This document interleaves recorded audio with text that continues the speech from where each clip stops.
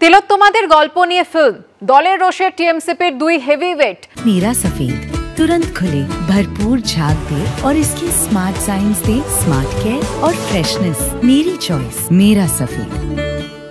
आरजीकर कांड निये shirt film suspend करा हलो राजन्ना हालदार एवं प्रांतिक चक्रवर्तीके। आरजीकर कांडे प्रेक्षिते तिलोत्तमाদের निये shirt film Jadavpur diamond Harbour টিএমসিপির সহ সভানেত্রী রাজন্না হালদারকে সাসপেন্ড করা হয়েছে। সেই সঙ্গে সাসপেন্ড করা হয়েছে রাজন্না হালদারের স্বামী টিএমসিপির রাজ্য সহ সভাপতি প্রান্তিক চক্রবর্তীকে। প্রান্তিকের পরিচালনায় আরজিকর কাণ্ডের পটভূমিতে আগমনী নামে শর্ট ফিল্ম। প্রান্তিকের পরিচালনায় আগমনী শর্ট ফিল্মে অভিনেত্রী রাজন্না হালদার মহালয়ার শর্ট ফিল্ম। এই শর্ট ফিল্মটি মুক্তি পাবে। তার আগেই সংগঠন থেকে সাসপেন্ড করা হয়েছে রাজন্না এবং প্রান্তিককে। দলের অনুমোদন ছাড়াই শর্ট ফিল্ম অনির্দিষ্টকালের জন্য সাসপেন্ড। দল বিরোধী কাজের জন্য সাসপেন্ড জানিয়ে দিলেন টিএমসিপি সভাপতি তৃণাঙ্কুর ভট্টাচার্য। আশার কথা জানিয়ে ফিল্ম তৈরি করেছিলাম, কেন সাসপেন্ড তা দলই বলতে পারবে। টিএমসিপি থেকে সাসপেনশন নিয়ে প্রতিক্রিয়া প্রান্তিক চক্রবর্তী। সাসপেনশনের পরেও মহালয়ার দিন শর্ট ফিল্মের মুক্তি হবে জানিয়ে দিয়েছেন রাজন্না হালদার।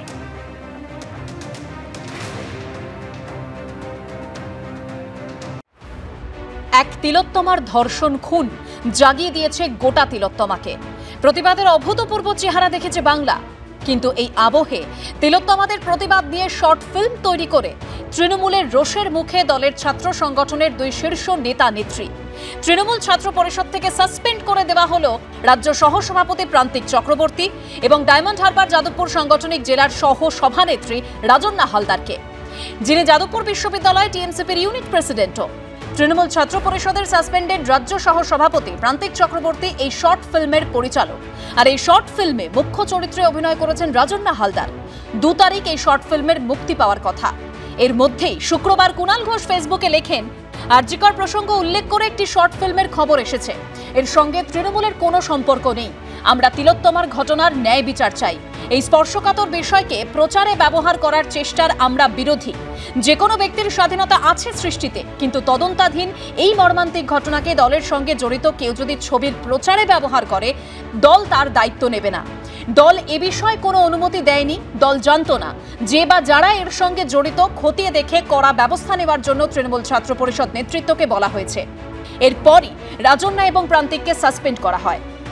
সোশ্যাল মিডিয়ায় এমনভাবে প্রচারিত হচ্ছে বা কজন বলছে যেন এটা তৃণমূল কংগ্রেস দলের তরফ থেকে বা তৃণমূল ছাত্র পরিষদের তরফ থেকে অনেকটি ফিল্ম করা হয়েছে। এই ঘটনার সঙ্গে দল বা তৃণমূল ছাত্র পরিষদ কোনোভাবেই সম্পর্কযুক্ত নয়। কিন্তু যেহেতু তারা তৃণমূল ছাত্র পরিষদের পদাধিকারী, তাই আমরা আমাদের স্ট্যান্ডটা ভীষণভাবে ক্লিয়ার করলাম। কারণ এই স্পর্শকাতর বিষয়কে কোনো রকম ভাবে প্রচারে ব্যবহার করার বিরুদ্ধে আমরা। এবং যেহেতু বিষয়টা আদালতের বিচারাধীন, তাই আদালতের বিচারাধীন কোনো বিষয়ে আমরা এই ঘটনাকে প্রভাবিত করতে চাই না।